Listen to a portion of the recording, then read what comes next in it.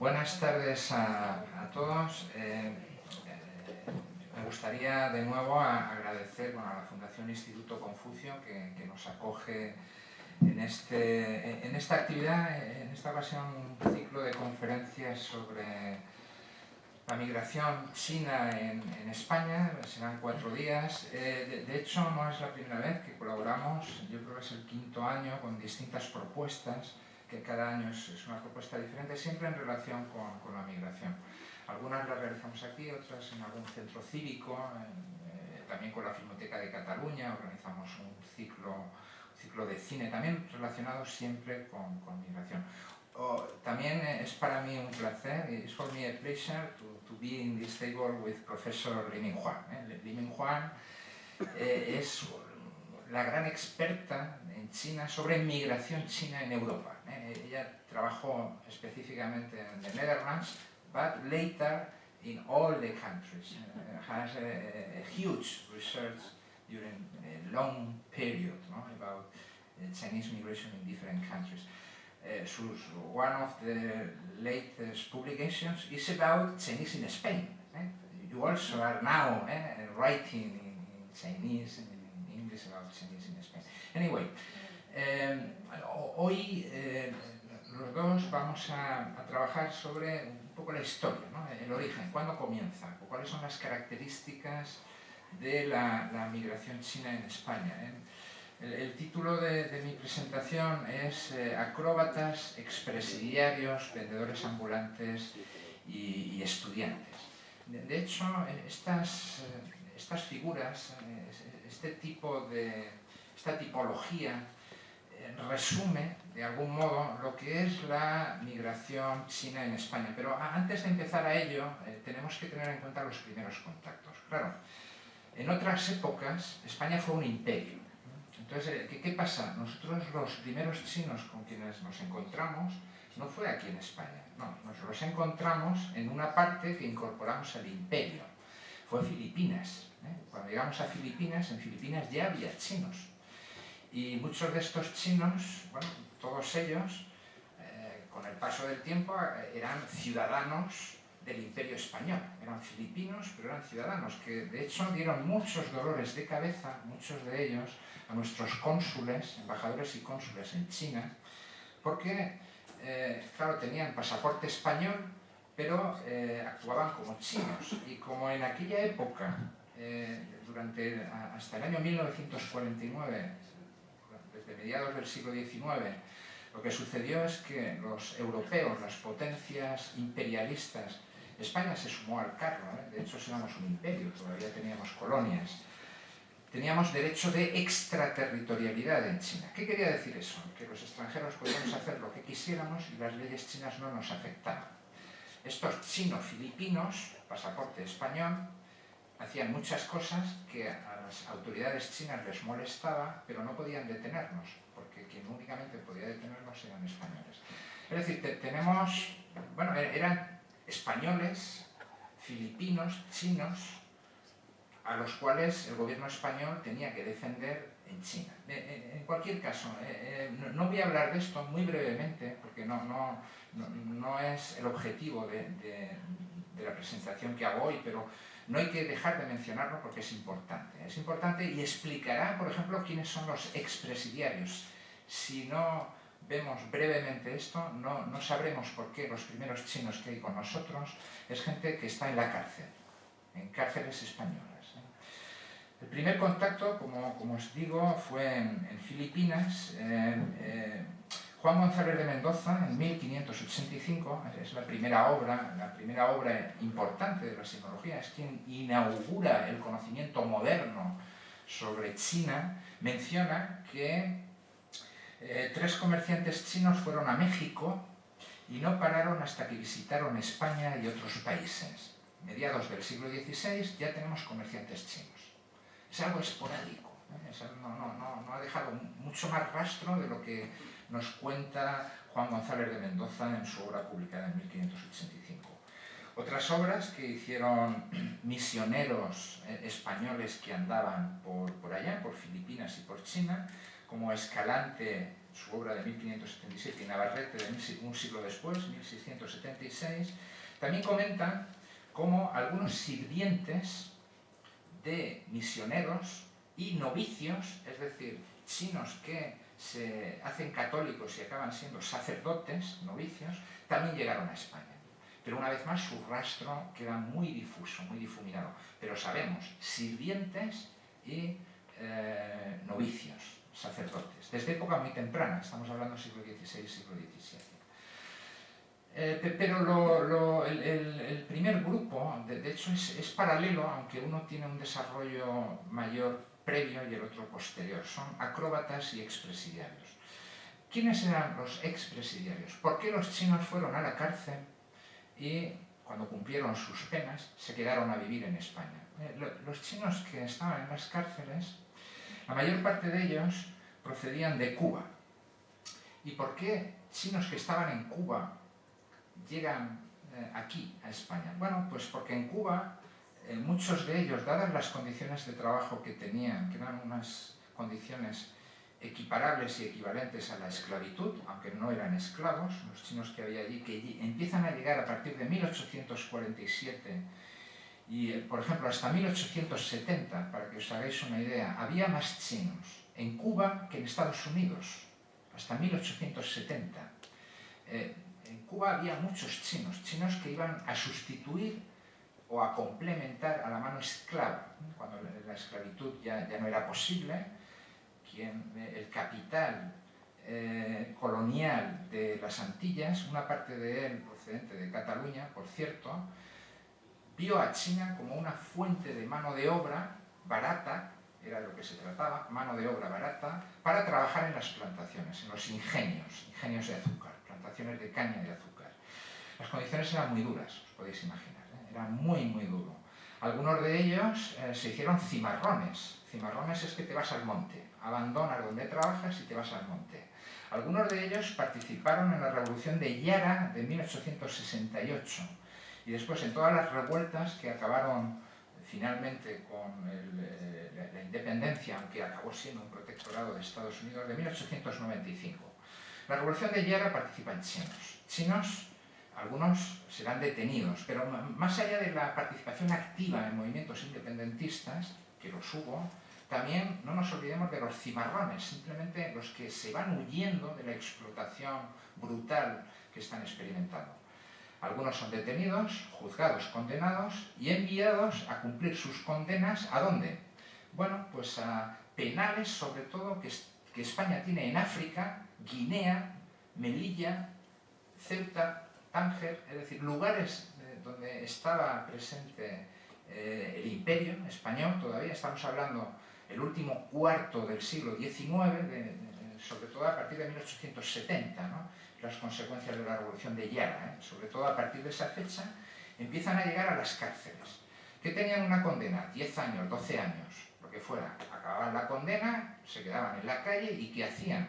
No tenían dinero, no tenían absolutamente nada.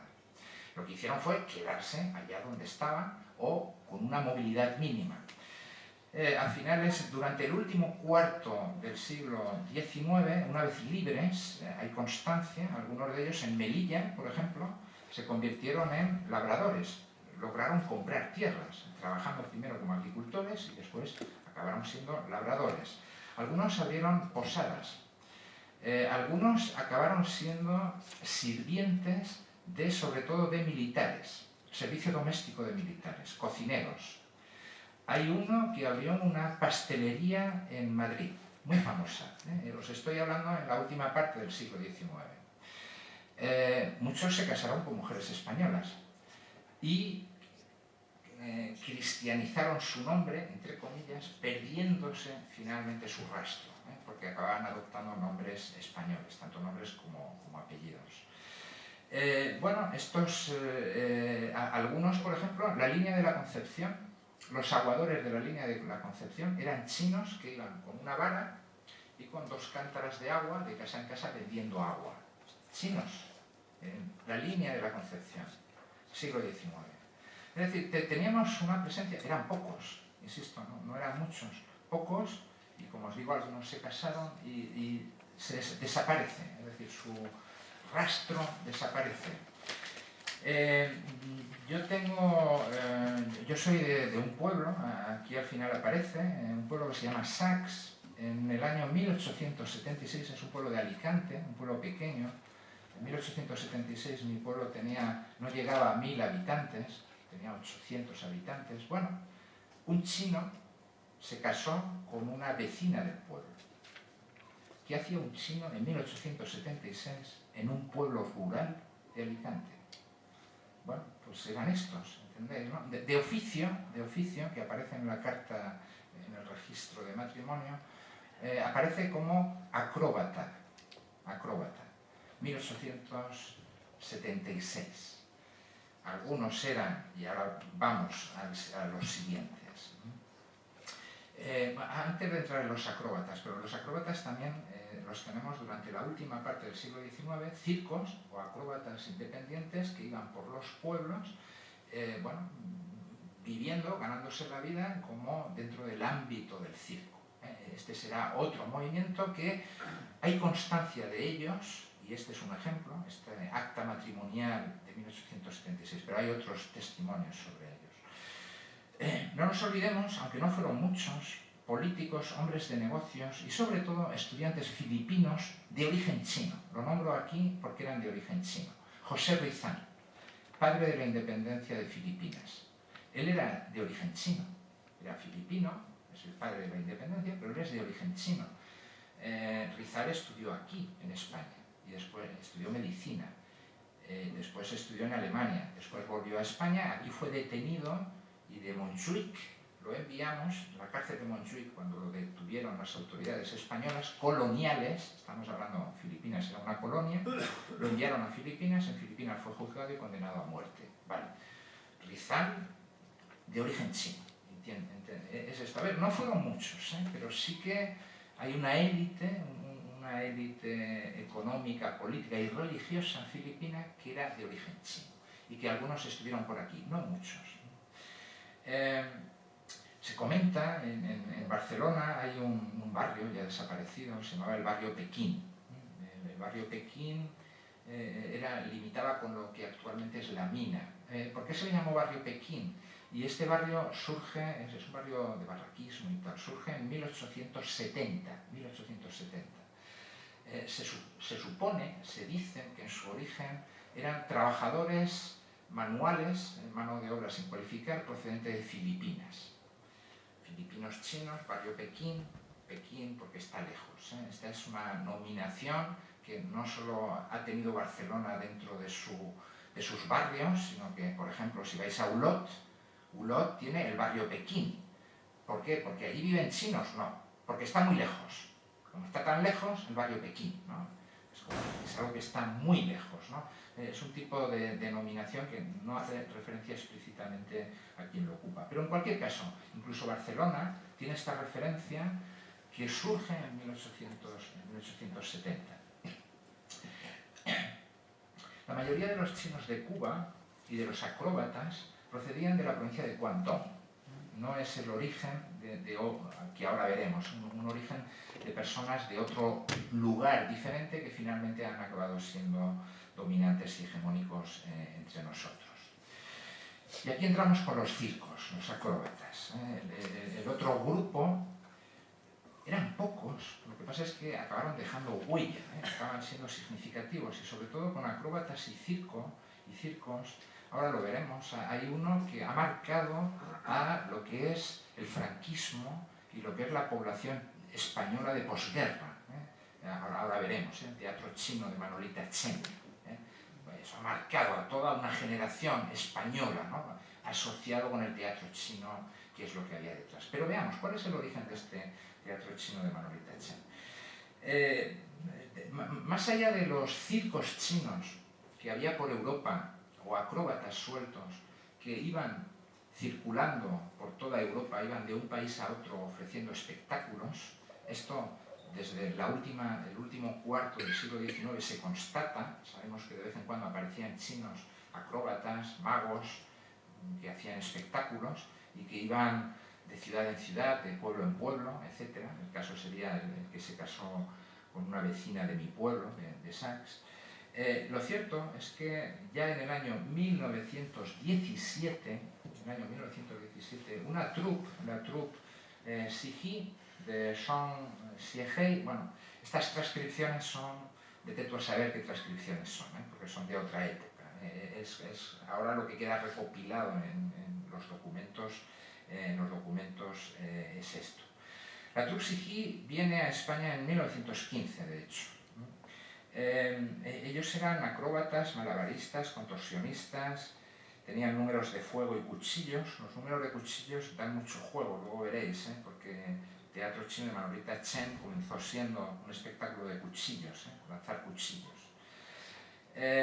Bueno, tenían una puesta en escena muy espectacular, con decorados con sedas orientales, bordados en oro, todo muy lujoso. Aquí, ahora veremos imágenes. Permanecieron muchos años en España. Aquí nació una de sus hijas, Pilar, que acabó siendo conocida como Pilar Song o Hualan, que tuvo una vida dentro del mundo del espectáculo realmente significativa. Ella trabajó en los estudios UFA de Berlín, hizo varias películas en Berlín, también hizo algunas películas en Hollywood. Y finalmente acabó siendo una cantante peculiar de canción española. Y su origen, ella de niña, ahora la veremos, ella formaba parte de esta troupe, ¿no? Pero su padre la preparó, la llevó a escuelas de canto, etcétera, etcétera, y bueno, canto y baile. Es un caso especial. Ellos acabaron estableciéndose, estuvieron en Madrid durante un tiempo, era el lugar de donde después se movían, pero finalmente Song Siehei, donde acabó viviendo y muriendo, fue en Valencia. Es una familia que se estableció en Valencia, bueno, pues hasta que desapareció. Esta es la troupe de Siehei, el director. Estos son ejemplos de carteles de anuncio. Veis cómo van vestidos, ¿no? Todo muy marcado, la coleta. Estamos todavía la asociación de los chinos con la coleta, aunque estemos en 1915, 1917, pero si eres chino tienes que llevar coleta. Bueno, aquí aparecen con coleta, con sus vestidos. Esta es Pilar Song con 5 años. Ella nació en el 17, esta foto es del año 22, ella tenía 5 años. Aquí lo vemos, ella aparece, es la pequeña de la familia, este era la troupe, eran todos los que iban con ella. Estos son los abalorios, ¿no?, que llevaban tan espectaculares, ¿no?, que llamaban la atención, ¿no? Esta es ella, es Pilar Song, la joven. Bueno, y aquí la vemos, cantante española, sombrero cordobés, cantando canción española, ¿no? Nada de chino, O sea, ella fue cantante de canción española, de copla, etcétera, etcétera. Fue una gran bailarina también, y como os digo, tuvo una vida en Berlín, y en Hollywood. Corta, no es que hizo algunas películas, pero bueno, es un ejemplo. Esta es una troupe que estuvo en el 15 y luego volvió a retomar a partir del año 37, sobre todo, volvió todavía una década más a rondar por España. El siguiente ejemplo de circo chino establecido en España es la China Zhejiang Troupe. Zhejiang, aquí ya entramos en algo que nos será mucho más cercano.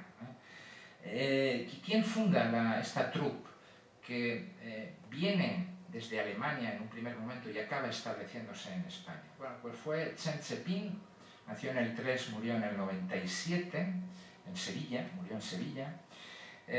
Fue a París cuando era muy joven, con 19, 20 años. Finalmente fue a Alemania, donde se enroló en una troupe china, no era suya, era de otro grupo chino, otra troupe que estaba allí en Alemania, y él se especializó en el lanzamiento de cuchillos. Se casó con Charlotte Wissenfacher, que ella era la que recibía los cuchillos. Parece ser que hubo un accidente y murió, lo dejo aquí. Se quedó viudo, parece ser que tuvo que ver con un accidente del espectáculo. Tuvo una hija que se llamaba Larry Chen, que él vivió con su hija, su hija vino acá y fue finalmente quien heredó todo el circo que él acabó montando. Vino a España y él estuvo trabajando en España en el circo Price, un famoso circo en Madrid, no solo de circos, sino también de variedades, etc. Y allí él conoció a Manuela Fernández Pérez, nacida en el 27 y muerta en el 2017, hace un par de años. La conoció en el año 44. Él trabajaba allí y ella también. Ella era muy joven, la habían preparado, ella era de Vallecas, de familia migrante, y bueno, su padre también la preparó en baile, cante, etcétera, etcétera. Ella tenía 16 años y él 40 cuando se conocen y se casan. Él se casó con ella. Y ella acabó siendo una vedette muy, muy importante. La troupe esta específica de Jinan se funda en la década de los 30 en Alemania con familiares de Chen Sheping. Es decir, él, bueno, con otros familiares que van viniendo de China, acabó fundando esta troupe. Vino a España en el año 34. Durante la Guerra Civil estuvieron en Portugal, estuvieron viviendo en Portugal. Las atracciones de su troupe eran platos chinos, lanzamiento de cuchillo, saltos sobre arcos de cuchillos, bastón del diablo, palo chino, colgarse del pelo, bailar cintas, juegos, malabares con sables, sombrillas, aros, cajas, etcétera, etcétera. Finalmente, después de casarse, porque luego esta troupe estuvo trabajando en el circo Price durante los 40, a principios de los 40. Después de casarse con Manuela Fernández, decidió fundar lo que originalmente se llamó Teatro Circo Chino. Posteriormente pasaría a conocerse como Teatro Chino de Manolita Chen. Lo peculiar de este teatro chino es que, conforme fue pasando el tiempo, los acróbatas chinos desaparecen y este teatro chino de Manolita Chen se convierte en una compañía de variedades que llegó hasta 1986. ¿Qué me refiero a variedades?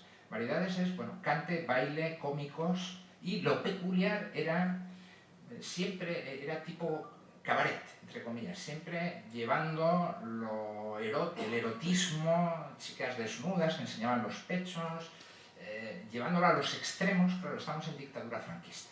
Estamos hablando de los años 40, plena posguerra, muy duro en España. Ellos ofrecían alegría, entre comillas, en una época de represión sexual, tal. Los primeros destapes de España en directo, más allá del ámbito cabaret, eran el Teatro Circo de Manolita Chen, que recorrió toda España y toda España lo conoce. Toda España estuvo presente por toda España. Tal fue el éxito del teatro chino de Manolita Chen, de variedades, entendida en este sentido, chicas ligeras de ropa y cantantes, y por ahí pasaron muchos, Fernando Esteso, muchos cómicos españoles también de los años 50, 60, Farina, Rafael Farina estuvo en el teatro chino actuando, fue quien lo descubrió. Muchos cantantes de copla, etcétera, etcétera, son conocidos a partir de trabajar en él. Pero tal fue el éxito que otros espectáculos de variedades que también tenían esta peculiaridad de movilidad, de ir de feria en feria, de ciudad en ciudad, empezaron a llamarse teatro chino. Y no solo eso, hubo un travesti, que esto ya fue la puntilla, que se llamó Manolita Chen. Claro, esto ya Manolita Chen le sentó fatal, porque ya empezaba a asociarse que ella era travesti, que claro, ella no era travesti. De hecho, ella fue una de las primeras mujeres que reconoce que tuvo una operación de pecho, hace muchos años. Sí, bueno, a ver, era algo que no se solía hacer, ¿entendéis? ¿No? Pero ella era una vedette, y etcétera, etcétera, ¿no? Es decir, ella marcó toda una época y tuvo imitadores travestis, pero este imitador travesti le causó muchos problemas a ella, porque luego había personas que la identificaban a ella con el travesti, cuando ella no era travesti, sino todo lo contrario, era la feminidad absoluta, ¿no? Bueno, lo importante de él, y lo dejo aquí, yo creo que ha sido significativo porque los chinos durante la posguerra en España se ha asociado al teatro chino. de Manolita Chen. Ella adopta el apellido de su marido y con su marido quedó trabajando el tío Lin. El tío Lin, hermano de Chen Tiquan, era el padre, hermano de Chen Cheping, era el padre de Chen Tiquan. ¿Y quién es Chen Tiquan? Chen Tiquan es el primer chino que viene cuando España establece relaciones diplomáticas con la República Popular en el año 1973, poco tiempo después, en el 74, 75, por reunificación familiar con permiso, es el primero que viene a España. Y él lo que hará será desencadenar una cadena migratoria invitando a parientes, amigos, vecinos. En algún momento confesó que él había ayudado a venir a España a alrededor de 300 personas. No en un día, a lo largo de su vida. Y él empezó a trabajar en restaurantes chinos. No es el primer restaurante chino el que él tiene, ni mucho menos. Lo que pasa es que sí que se le identifica, se ha mitificado, porque él llegó a tener una cadena de restaurantes, llegó a tener 15 restaurantes, ¿no? Entonces se ha mitificado como el que hace la carta, menú de la comida china en España, como si fuera él el primero, que no es cierto, pero queda este mito, como si él fuera el primero. Él tenía el restaurante Gran Muralla, hay muchos Gran Murallas, no todos los Gran Murallas son de él, algunos sí, llegó a tener, como os digo. Bueno, lo dejo aquí por la conexión actual y el origen está aquí. Bueno, aquí lo vemos, un cartel de antes de ser el teatro chino de Manolita Chen y cuando pasa a ser el teatro chino de Manolita Chen. Veis el contraste, de una troupe china con ejercicios acrobáticos chinos a Manuela Fernández y estrellas nacionales, payasos, artistas, el arcante, variedades, cómicos, etc.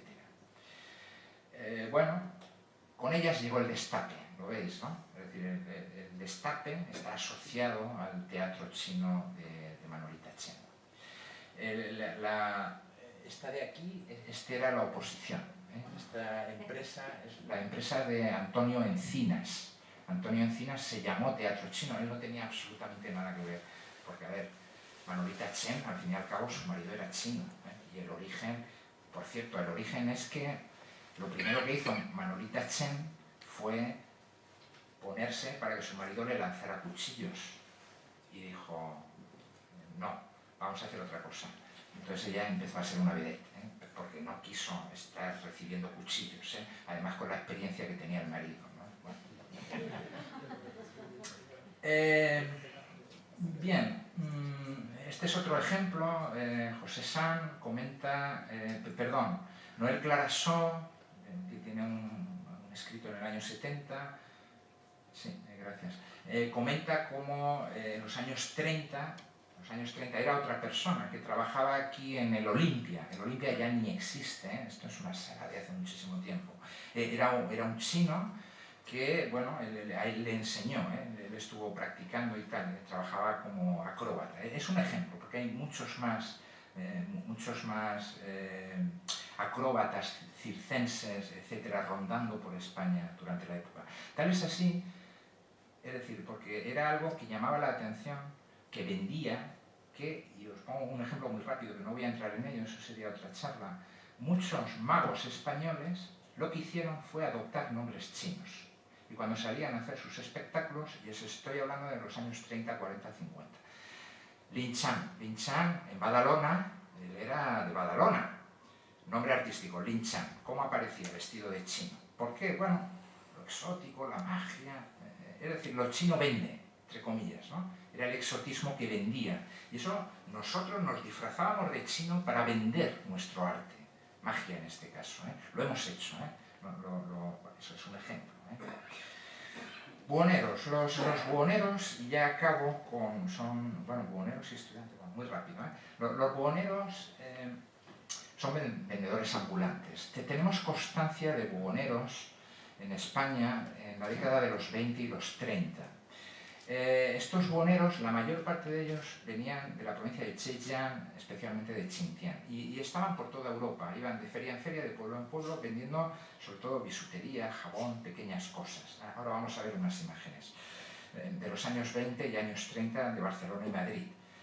hay testimonios, y no solo estaban en Barcelona y Madrid, hay testimonios que estaban por Alcoy, Alicante, estaban en Valencia, estaban por Galicia, es decir, recorrían toda España.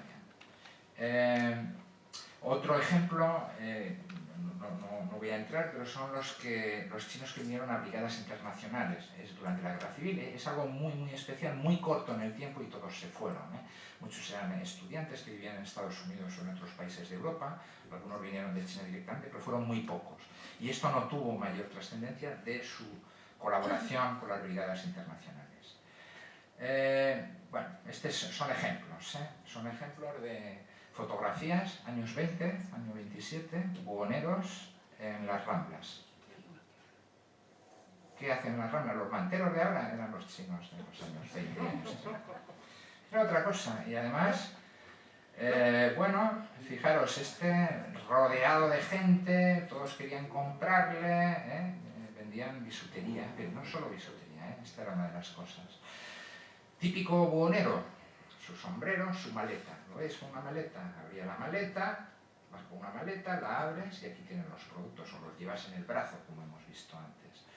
Estos eran los chinos del barrio chino. A ver, solo había estos, no había más. Bueno, tenían un piso, eran buhoneros, y esta es una foto de los años finales de los 20, de buhoneros chinos, pero veis qué elegantes van. No era cualquier cosa, estos buhoneros. Los buhoneros, la mayor parte de ellos, lo que hacían no es lo que aquí aparece como que están haciendo las cosas que ellos venden, pero lo normal no era esto. Lo que ellos solían hacer era que compraban ya en tiendas al por mayor de importadores chinos, y eran productos procedentes de Japón, que ya eran muy competitivos en los años 20, ellos compraban productos de Japón que luego se dedicaban a venderlos. A veces hacían avalorios, pero bueno, compraban, diríamos, las piezas para luego ensartarlas, ¿entendéis, no? ¿De dónde compraban las piezas? A los mayoristas que eran importadores chinos. Muchos estaban en Francia e Italia, y de Francia e Italia venían acá, se iban allí a por género y venían acá a venderlo por toda España. Algunas cosas hacían, pero no era lo habitual. Ellos eran más distribuidores que fabricantes de los objetos. Esto es en una vivienda en el barrio chino, en los años 20. Era, insisto, solamente había un chino que tenía una vivienda y eran 4 buhoneros. Los demás eran más móviles. Esta es una niña que nació, hija, esto es un reportaje en un periódico de la época, una niña. Bueno, pues había alguna mujer y tenían hijos. Acabo muy rápido. Estudiantes, también los primeros que hay con nosotros, los primeros chinos. Tenemos algunos esporádicos estudiantes que estuvieron antes de los años 40, pero especialmente a partir del año 49 empiezan a venir procedentes de Taiwán, pero Taiwán es una vía intermedia, en realidad son de China, que de China van a Taiwán y de Taiwán acabaron aquí estudiando, hasta que establecimos relaciones diplomáticas en el año 53 y después irán viniendo. Hay un acuerdo entre el gobierno español y el gobierno de Taiwán, de China, la República de China, si ese es el nombre oficial de Taiwán, todavía sigue siéndolo. Tuvimos un acuerdo de intercambio, llegó a haber un colegio mayor en Madrid, que era el colegio mayor chino. Acabó llamándose, le hicieron uno nuevo, se llamaba el colegio mayor Xiaoxin, eso es chino, puro y duro, colegio mayor Xiaoxin, en el año 70, pero previamente tenían otro colegio mayor. Este es el primer grupo que llega, no el primero, estos llegan en el año 56, el primero llegó en el año 49, estos llegan en el año 56, está el cardenal Yupin fue muy importante, es quien ayudó a establecer relaciones diplomáticas entre España y China. Bueno, estos forman parte del año 56. Bueno, aquí tenemos la boda de uno de ellos. Y aquí tenemos alguno de estos estudiantes, este llegó un poquito antes, muy rápido, Peter Jinan, muy famoso aquí en Barcelona, en Cataluña, él llega aquí a España en el año 49, llegó a oficiar como sacerdote la Catedral de Barcelona durante muchos años, prácticamente hasta que murió. Él oficiaba en la Catedral de Barcelona, es uno de los introductores del Tai Chi en España. Y lo más importante es que es quien abre el primer restaurante chino de España en el año 1958, en Barcelona. ¿Quién lo abre? Él con capital de católicos, de monjes, que le prestan capital para abrir el negocio en el año 58. Peter Yan, Miguel Xiao, bueno, llegan los dos durante la misma época. Miguel Xiao en Madrid, de Santón, también fue importante. Estas son Pedro Yuan del año 21, también llegó, él llegó a España un poquito antes, en el año 46, fue sacerdote en el 52, es quien comienza los estudios de chino en la Escuela Oficial de Idiomas, son ejemplos. Y este es un listado, estos son los del año 56, no es completo, pero es un listado de muchos de los que vinieron acá. ¿Qué fue de ellos? Alguno fue embajador, otros fueron médicos. Hay un médico en Vilassar de Mar, que estuvo toda la vida de médico, bueno, un chino que vino aquí en esta época y acabó siendo médico de familia en Vilassar de Mar. Bueno, no sé si aquí hay alguien de allá, pero igual ha sido vuestro médico. Hay de todo. Otro estuvo en Toledo 20 años de médico, ¿no? Ha habido de todo.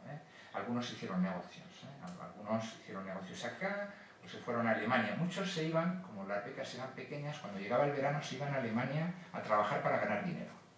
Luego volvían y el resto del año se quedaban aquí trabajando. Lo dejo aquí, no tengo más tiempo. Bueno, Ambrosio Guangzhou sería otro ejemplo. Él ha traducido mucho, es otro de los estudiantes, ¿no? Él ha traducido al chino, obras al chino, ¿no? Él ha estado en España durante mucho tiempo. Él trabajaba en Radio Exterior de España. Radio Exterior de España en chino.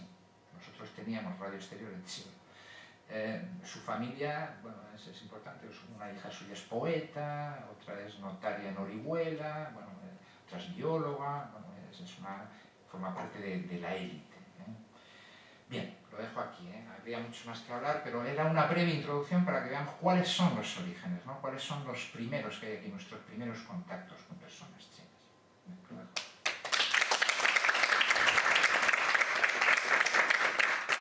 Okay, thank you very much. And sorry, I cannot speak Spanish, so I have to talk in English, and I hope you understand what I'm talking about. And so Joaquín talked about the Chinese in Spain, as far as I understood, because from all of the interesting photos, I know something about what you talk. I pretend I know everything. And now I'm going to talk about Chinese in Europe to give you a more general picture about the Chinese in Europe. So this is a historical review. And Irena told me to prepare for about 20 minutes. So I think I won't talk too much, and I will keep about this just a very brief introduction about Chinese in Europe. It doesn't work. Okay, I use this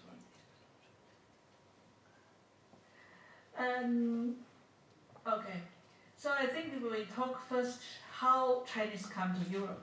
Now, as far as I know from the historical record I found, that the earliest record was in the 17th century. So that time it was missionaries, the European missionaries who came to China, and they brought over some young Chinese, some youths, come here to study. So they will train them as a priest and go back to China. So for this first group about the Chinese youth come to Europe, it was via this religion approach. So some missionaries came to China, like here I mentioned, like this Zheng Maruo. It was what I found the earliest one who came to Europe in the 1650. So it was brought over by this missionary whose name is Martin Martini. So came to Europe. And like this Shen Fuzhong, who is quite well known in the early history of Chinese in Europe. He was also brought over by missionaries to study here. So we see in that time, we see that some missionaries who came to China and they learn Chinese, they try to localize themselves into the Chinese culture. So for them, it's very important to train the Chinese as their, they work together and hope them to come to study here and can go back to China to act as the priest. So this was the earliest history about the Chinese in Europe. And then we could see after that, That was very early in the 17th, 18th century. And then we found a small group of Chinese in Europe that was business people. So you see this photo I found, it was in the 19th century, in the later Qing dynasty. So we found that time the Qing dynasty sent its delegation to Europe, and that time it was already welcomed by a small group of Chinese business people. So these Chinese business people, it was in Paris and London. This was what I found in the 19th century. So we could see this was the photo in Paris.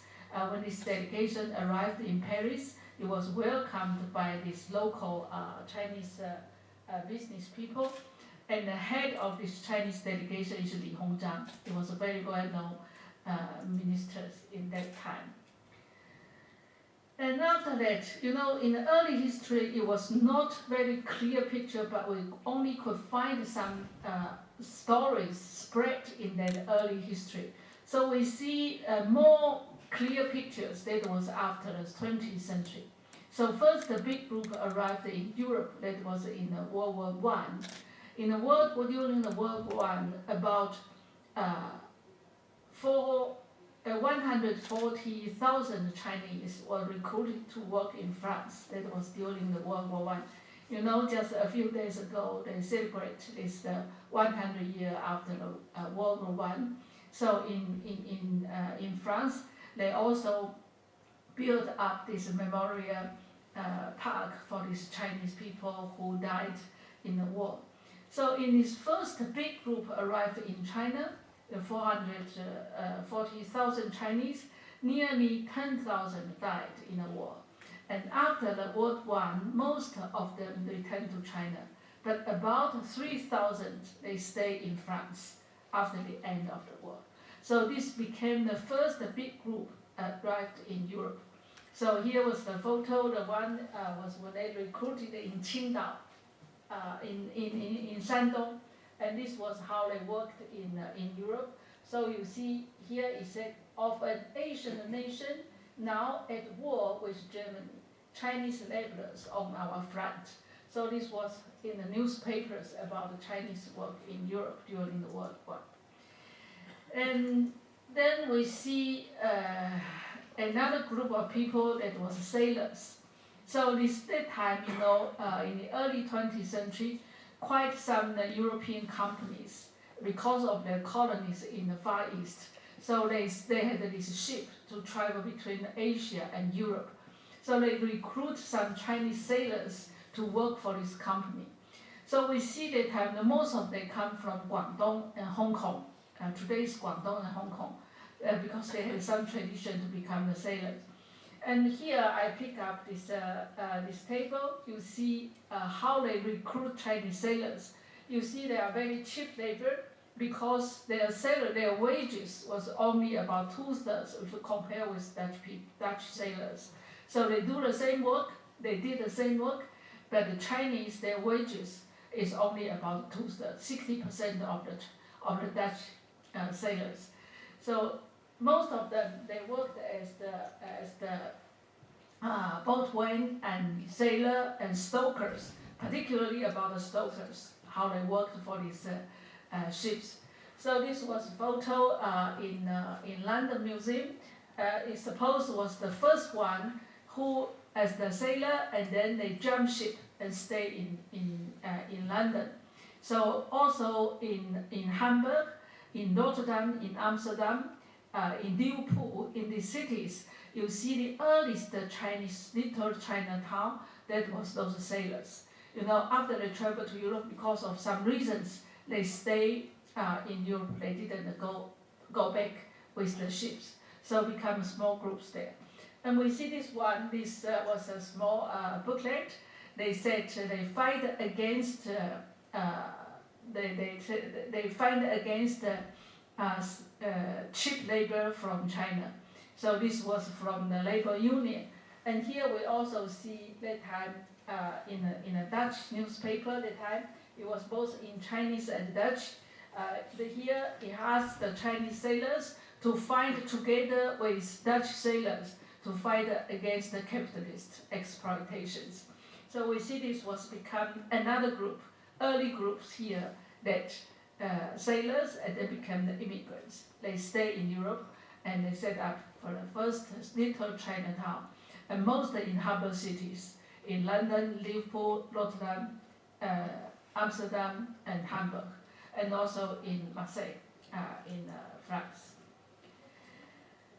And how they did after arriving in Europe in the early 20th century, we see they became, you see, that's cook to set up small restaurants. We see like this one, this was early photo in the 1920s, act as the cooks there. And also they opened some small shops. This was a small shops to sell something. That time it is not export and import. From the historical record I found the earliest small Chinese shops, they sell things that was brought over by sailors. You know, when they travel, the ships travel from China to Europe, they were brought over some small things here, and then they can sell here to earn some extra money. And some, when they go back to China, they also try to bring something to sell there. This was like, it is not legal, but it is like between legal and illegal. It's not, but anyhow, that time it was some small shop. So you see these small shops, they said, everything sold here was made in China. They tried to convince people that things were sold in China, was made in China. So there was some special, unique, special things. And it's interesting. The photos here, I think it's the same, similar like what you show. So I found it was very interesting. This was in Italy, but I think in Italy, in Spain, in France, in Holland, it's the same. They sell things and they stood on the street and tried to sell to the people. So it was quite similar at that time in the 1920s and 1930s. It was earliest Chinese here. And this was Chinese restaurant. So during 1920s and 30s, there were quite some Chinese restaurants in Europe. Most of them are very small, just for family-run restaurants. But at the same time, we also see some high-level Chinese restaurants in Paris, in Amsterdam, and like this one was in Amsterdam. It was quite well known at that time. So this was how they did in the early 20th century. And then we know the Second World War. During the Second World War, the travel between Europe and China was stopped. And some Chinese died, and no new Chinese arrived in Europe. So we see that before the World War, the earliest, the time, the most Chinese stay here we found was in 1935, just before the Second World War. This was the first statistics about Chinese in Europe I found. So we see in 1935 in France, there is about 17,000 Chinese there. It was a big community there. And second one was United Kingdom, and third one was Netherlands. So we see these three countries. It was quite a lot of Chinese stay in these three countries. And we also found Spain, it was very few, 273. Because in South Europe, that time were not so many, but only it was in these three countries. That was the big Chinese communities there. This was before the Second World War. You know, during the Second War, it stopped. And then after the Second World War, we see the first wave of Chinese arriving in Europe. That is from the European colonies. So we see that after independence of those European colonies, some Chinese moved from those colonies to Europe. The first one, it was from Indonesia. That was the Dutch Indies. So when Indonesia got independent, that time because it was in Southeast Asia, there was big Chinese communities there. Quite a lot of Chinese immigrants lived in Southeast Asia, particularly in Indonesia. It was a long time, a few hundred years, Chinese keep moving to this country. So when Indonesia got independent, the Chinese there, they had three choices. The first one is to apply to be Indonesians, and the majority of them they did. And the second one is to immigrate to the Netherlands. And most of them, they once studied in the Netherlands, or they worked for the Dutch government, you know, for Dutch colonial government. So most of them, they are intellectuals. So that time about 6,000 of them, of Chinese immigrant to the Netherlands during the 1950s and early 1960s. And afterwards, of course, because some troubles in Indonesia, so some Chinese keeps moving to the Netherlands, but most of them, they got kind of education, of Dutch education. So this was different groups with other Chinese from mainland China. This was a very typical case in the Netherlands. And then also from Suriname. Suriname is also a colony of the Netherlands. So when Suriname got independent, about 5,000 of them moved to the Netherlands. So among them, most of them are shopkeepers. They are the small middle class, the business people. But from my research about them, they did some business in Suriname. But when they moved to the Netherlands, most of them they changed. Only few of them still doing business there, but most of them they become just the normal work after they immigrate to Holland, because they said it was quite difficult to continue their business in the Netherlands because the situation was quite different in Suriname and the Netherlands. So this was second group. And then in France, we know in the 1970s, in Indochina, there was a big war there. And then after that, there was, that time they called it the boat people. So France has the long connection with the Indochina.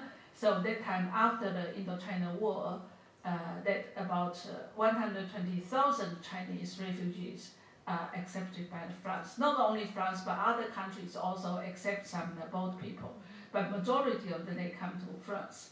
That's why now, these days, if you go to France, in Paris, you will see that the big Chinatown, the first Chinatown in Paris, that was set up by Indo-China Chinese. So it was different with mainland China. So that's why I put some photos here. You see this Chinatown, but they put Thailand because they're from Indochina, and here that was from Cambodia. So they used the Cambodian language. So you also see in Paris, the Chinese restaurants, you will find a hole, but that was from Vietnam food. It is not Chinese food, but it was made by Vietnamese Chinese. So this makes some very different Chinatown in Paris. And then in British government, in UK, that was, when Hong Kong returned to mainland China, before 1997, particularly in the early 1990s and later 1980s, that time some Hong Kongese people feel uncomfortable that Hong Kong will return to mainland China. So that time British government gave a special, which called it the post-1997 right of living in UK. So it means if you get this right, you needn't to immigrate immediately, but then you keep this license. That means after 1997, anytime you can go back, you can go immigrant to UK. So that about 50 Hong Kong families got this permission. So not only about this, also from Malaysia, that time because it was a British colony. So it is not a big group, but some from Malaysia, it was students keeps going to UK to study there and to stay there. So we see that spatial links between Europe and its formal colonies. Let's attract some Chinese from all these formal Southeast Asia colonies to Europe. So this make, for instance, now if you go to United Kingdom, you will find some special Hong Kong culture. We know this Hong Kong culture was kind of different with mainland Chinese culture. And if you go to Paris, you see Chinatown, but it was Chinatown different with mainland Chinese Chinatown. It was quite a strong Southeast Asia culture, particularly Indo-China culture. So like Vietnam, Cambodia, Thailand, Laos, they have their spatial associations, spatial food, and spatial shops there. So now in Paris, there are 3 Chinatowns. This first one, it was set up by Chinese from Southeast Asia. And then there's the other 2 Chinatown that was from Zhejiang people. So this I will talk later. So we see that it was in the 1950s and 1960s. That time it was the Chinese immigrant to Europe, but from the formal colonies, from these spatial approaches from formal colonies. So this was in former European colonies. And a big majority of Chinese in Europe today, there was immigrant from mainland China, but it was after 1980s. So that was after open door of the mainland China, that more people trying to go abroad. Why there's so quite many Chinese who came to Europe? This was via some spatial approaches. So I have summarized them into some different way. The first is chain migration. So this is from family reunion and clans network. So I mentioned in the early time, in the 1920s and 1930s, that some Chinese here, they will come from Zhejiang people. So this was among early people that before World War II, they came here, particularly during the 1920s and 30s. Those people who sell things along the street, most of them they are Zhejiang people. So after Second World War, they stay here, although that time it is only about a few thousand in Europe, but they become important links to bring over, brought over their family members here after 1980s. So after the People's Republic of China, so during 1950s until 1970s, it's very difficult for mainland Chinese to go abroad. So that time, some Chinese in Europe, they try to get over their family members here, but it was very, very difficult. But after the 1980s, when China opens its door, suddenly it became the people were so excited they can have approaches to go Europe. So this family, they use the family reunion. Although this family reunion, we have to say, kind of family reunion. Like the case I mentioned here, this was what was this one? This old man whose name is Hu Yunli. He came to Italy to set down Italy in 1930s, and then you see this was his family books, genealogies for his family from family people and relatives he brought over to Europe. So from this one, Hu Yunli, this was the first one, and then here he mentioned this is his wife, this is his only son. So they brought all together, they brought over 415 people to Europe. So this was published by the family books.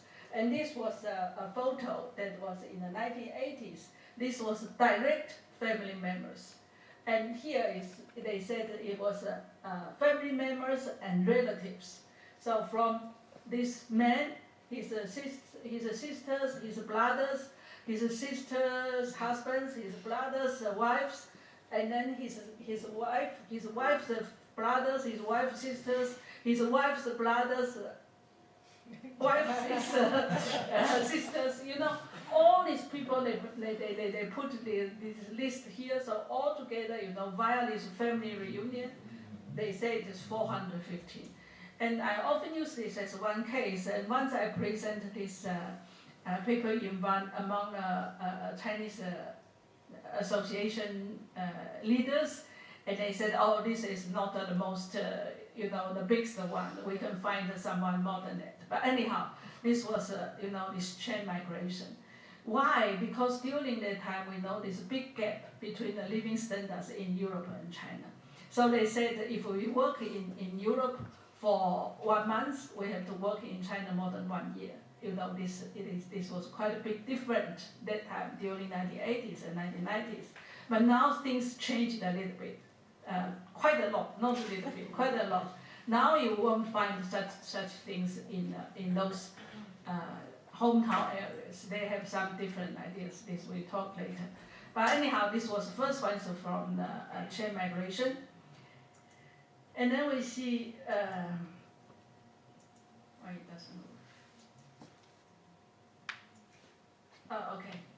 And then the second one was about the contract, this employment contract. We see in Italian, particularly in Prato, I did my research there. There are a lot of Chinese workshops there. So they, via this working contract, they can bring over these workers here to work for them. So you see all those shops there, the workshops there, the garments there. They got these workers from China, and they are unskilled workers. And this also via legal, between legal and illegal. You cannot say completely illegal. You know, it was a working contract, but this working contract, you can buy such a contract. So it was quite complicated stories behind. Yeah, this we don't have time to go into details, but anyhow, this is kind of the. And then the other kind is a skilled migration. So for the skilled migration, very typical in Europe is if you are a good cook, you know, if you are certificated as a cook, you can come as a skilled workers. Because they say the Chinese restaurants here, we cannot find qualified cooks in Europe, then it is possible that you employed from China. So quite some cooks come here via this working contract.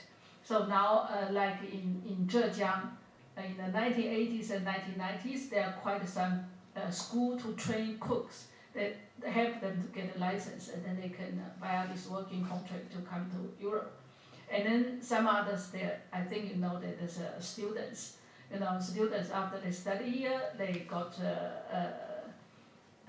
finish their studies here. Quite some of them they can work here. It is a skilled migration. So when we talk about the migration after the 1980s, of course, irregular migration is one key point that we cannot avoid discussing on. But we think that time, you know, we can divide it into some different approaches. Irregular migration, it can be a legal leave, but illegal entry. Means legal leave, they leave China with all full documents, but then they enter Europe, for instance, via the Africa, via some other countries, and then try to get it. So this illegal entry. Or illegal entry, but overstay. They came to Europe via tourist visa or business visa or kind of visa, but after this visa expired, they still stay here, so overstay here. Or illegal entry, but legal stay.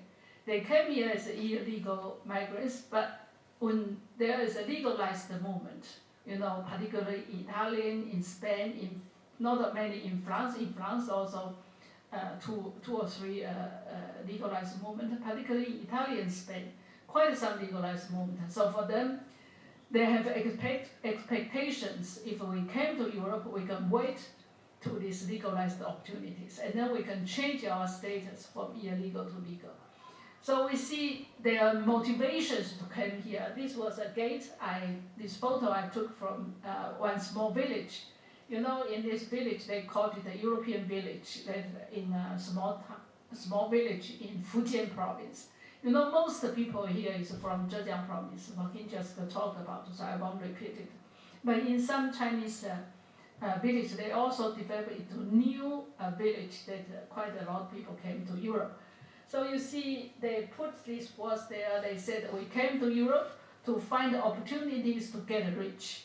And then we come back, try to highlight our social status at our hometown.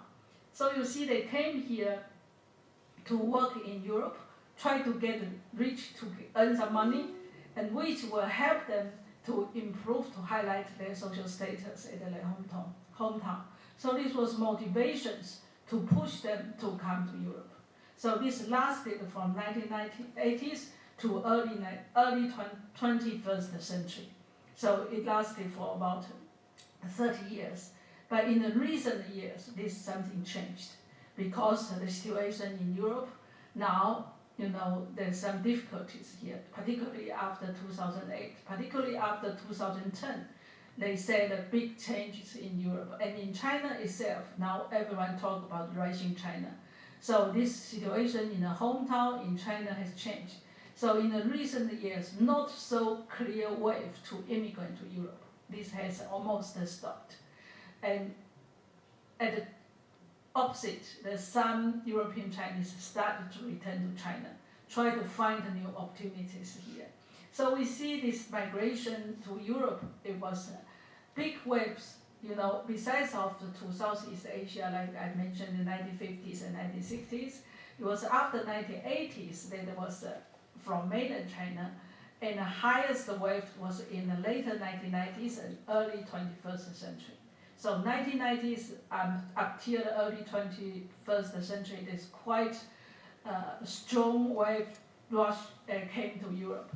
But after the 2010, now it is not so like years ago. So this situation has changed quite clear. But now it becomes a new wave of immigration. It was investment migration. So we see all these advertisements in the Chinese newspapers, internet, everywhere. Because now for some people in China, they try to, they fear if they don't feel safe for their money, for what they got in China. And now they found there's opportunities to buy, if you buy houses in Spain, in Italy, in Portugal, then you can get living permanence here. So you see all this advertisement was if you buy a house there, you get living permits there. You can immigrate to Europe. So this attracts some people from business people, from middle class people. So they think now it's safe for their properties. If in China they are not so easy for their properties, they are scared maybe one day this will be, something happened, and they think Europe was a safe place to stay there. And also for them, important, and they think because this was happened after 2010, and they thought to buy a house always is a good investment, that they could get high return. Because in China in last 20 years, if you invest in housing, they got, I don't know how many times, this return from the properties. So they also think this is a good investment. And the third one, I think this is good opportunities for their children education. If they got living permits here, the immigrant here is good for children. And then the fourth reason is for the pollution. In the big cities like in Beijing, Shanghai, the pollution was quite serious there. So they think that in Europe, this was quite, a good environment for them to live. So this was a new wave of the for people who can afford for this investment migration is not so many, but they are quite influential because such advertisement was quite in China, and also they did a lot of propaganda there for people to attract people here. Okay, so after all these immigrants, you see here was statistics I collected, from 1935 to the 2011. So we could see, maybe all these things, it was we won't have time to go into details, but what I can say is, in the 1930s, it is about 38,000 Chinese people here. And then in the 1950s, it's only about 10,000 or 11,000. It goes down. But after that, we see it was quickly rising. And in the 1965, it is about 56,000. And the new one, in the 2008, you will see this different because it was this statistics was made by different institutions. So this one was made by Chinese associations in Europe. This was they gave to me in 2008. That time is 2.5 million Chinese in Europe. And this was made by one Taiwan university. They gave this statistics. They say it's about 2 million. And now if you read Chinese newspapers, someone said now there are 3 million Chinese in Europe. But anyhow, the most people will accept about 2.5 million Chinese in Europe. So this was most happened after 1965. So you will see in about half a century, about 2.5 million Chinese immigrant to Europe. Now they spread in different countries. And most of them, the first top country is UK and France. This was the two countries with the biggest Chinese communities there. And also they came from different backgrounds. Southeast Asia, and mainland China, and Taiwan, Hong Kong, from different. And then second group, I think that was Netherlands, Germany, Italy, and Spain. Italy and Spain, you can see that was particularly for Spain, just like what Joaquín said, that was because of this legalized legalized the movement. It's legalized the movement, and then they bring over all their family members. So it was increased very quickly, particularly after the 21st century. So now they say here it was spent, that was 168,000 something, and now among the people they say it was about 200,000. But anyhow, that was increased very quickly. So that was Chinese in Europe. This was and what are they doing? Yeah, first of course it was Chinese restaurant. The Chinese restaurants, they have different levels. It was a huge one like this one. Such was a very luxury Chinese restaurant. This was in Germany. They called it a Tiantan restaurant. It really looked like Tiantan in Beijing. Huh? And also we see this was some for the neighborhood. So it was a very simple, family-run restaurant. And we also see this as work. Yeah, now a lot of Chinese work also in different countries. And this was a bar. Yeah, now also the Chinese go into the bar. And the second big one is still for this garment, particularly in Italy, in Prato. And this whole Prato now is hundreds of Chinese such garments. So it was also they call this the Center for Promoda. A lot of such things was made in Prato. And of course now you see such shops everywhere, all over Europe. Everywhere you see these shops. So these shops they make the wholesale import from China, and then all these things from the clothes, shoes, and the toys, and all different things that they import from China and sell, not only in Europe but also by Europe to Africa. All these things. You will see, particularly in Spain, even almost every city, you will see the big wholesale center and small shops everywhere. So I think these three sectors are the more important economic sectors of the Chinese food now in Europe. So how they make their living, how they make their spatial contributions to the economy of Europe. So I think this is a very brief introduction about the Chinese in Europe, and I hope, anyhow, thank you and welcome your comments.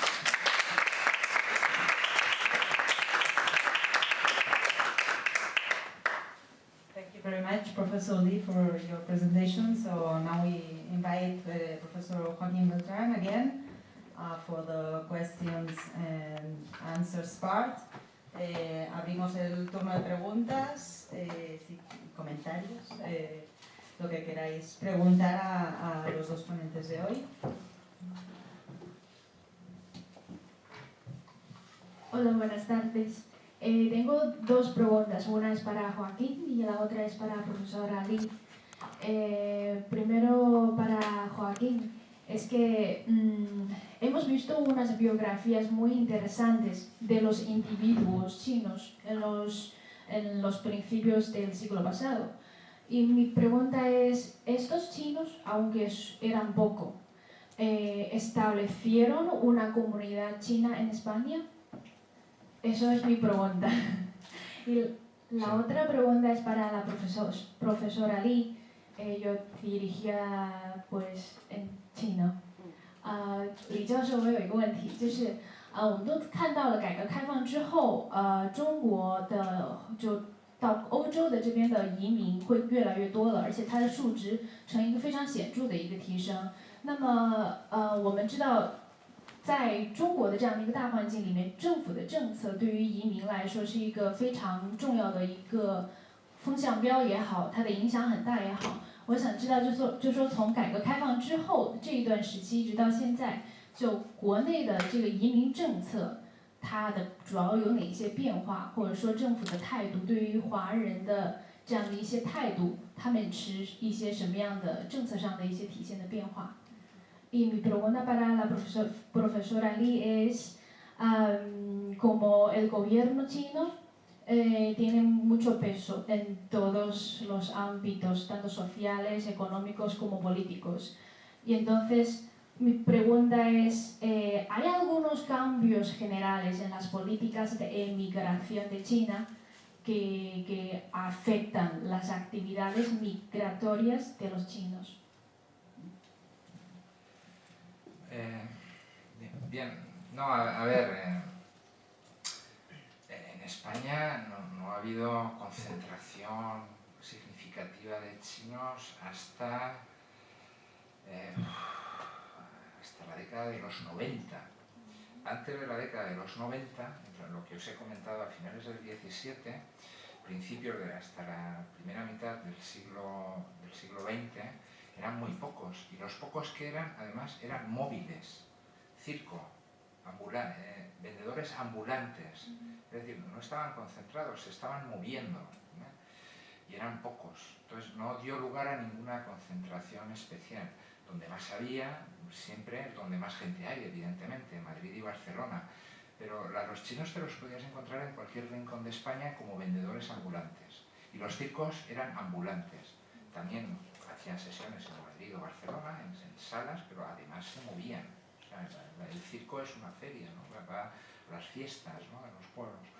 Y luego otro rastro es expresidiarios que se casan con mujeres españolas en cualquier rincón de España. No estaban todos los expresidiarios en Málaga, no. En Málaga había uno, en Melilla había otro, en Sevilla otro, en Madrid otro, en mi pueblo, en Sax, había otro, y se casan con españolas y acaban desapareciendo. Es decir, concentración física de personas chinas no existió, primero porque no podía existir porque eran muy pocos, y segundo porque eran móviles. Es igual cuando empiezan a llegar estudiantes. Los estudiantes se reparten por universidades de toda España. Tienes estudiantes chinos que llegan en los 40 y en los 50, los tienes en Pamplona, en Sevilla, en Salamanca, en Madrid, en Barcelona. No están todos en Madrid, en la Complutense, no. En Zaragoza tenías, había en Barcelona, en Valencia, en Sevilla. Estaban repartidos por toda España. Por lo tanto, nunca hubo concentraciones. Eso es muy tardío, ¿no?, en España. Hay que esperar a la década de los 90. Okay, so what language I should use? No Spanish, of course. Okay, about the policy of Chinese government, I think most of we talk about is from People's Republic of China. And I think after the establishment of People's Republic of China during from early 1950s to before the reform movement, it was very difficult for Chinese people to immigrate abroad because that time they tried to attract people come back to China to support China. So I think this policy changed until the later 1980s. You know, even in the early reform movement, the steer for the Chinese people is very difficult to get a passport. It was very interesting at the beginning is that you have to get a visa first. You get a visa that you were allowed to immigrate to a certain country, then you have the right to apply for passport. It was different like today, huh? So that time, so that's why the family reunion at that time is so important because you have to apply for visa in a country that they sent kind of a visa that you are allowed to immigrate to country, and then you use this document to apply for passport. So this changed until the year, exact year, now I cannot remember because I didn't bring the documents with me. But then after that, they changed, okay, every Chinese people, Chinese citizens, they have right to apply for passport. But still, in the later 80s, early 90s, it's still not easy to get passport. You need to show a lot of documents and to prove that you have the full support if you go abroad. And until I think in the later 1990s, then this passport policy changed again, that every citizen, you have the right to get a passport. So that time it's easy to get a passport, but difficult to get a visa. So that's how illegal migrants started. So now I think for Chinese government, the basic policy is, in Chinese we call it 来去自由, means you have freedom to get in and out of China. But of course, this is officially it is like this, but in fact it's not so free. Still have some control. But anyhow, the China have, I think they have very comprehensive system, which called it overseas Chinese policy, that to treat with the Chinese abroad. So this policy, I think for many countries, China's policy towards is people abroad was quite, how can you say that, they try to keep their root in China, try to ask their patriotism to China, and try to attract them to come back to serve China. So this is how the policies towards Chinese abroad. Yeah, you still have a question? Yes, because after many countries have planned some gold visas policies to attract Chinese immigrants. In this case, we can see some cases of money laundering and some black business from China, from Chinese citizens in Europe. And also this kind of money laundering is negative for China's economy. So in this sense, will the Chinese government implement other policies to control this kind of, immigration? Yeah, about this money laundering, of course, now it is a big issue also discussed in China. And now the China try to, for instance, try to make some contract with a certain country. For instance, recently a big issue in Australia, that was one Chinese there was arrested because of this illegal things. This money, came via the black market or something. So there is a contract between China and Australia that they work together to treat these things.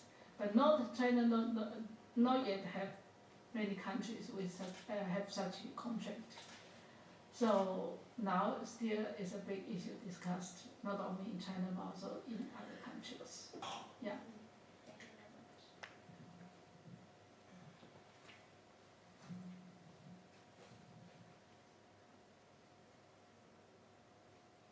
¿Una pregunta más?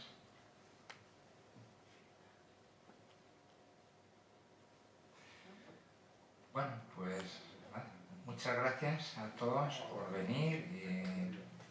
Hemos hecho una pequeña introducción de la historia de la presencia china. Más adelante en otras conferencias ya hablaremos de cosas más actuales, ¿no? Gracias.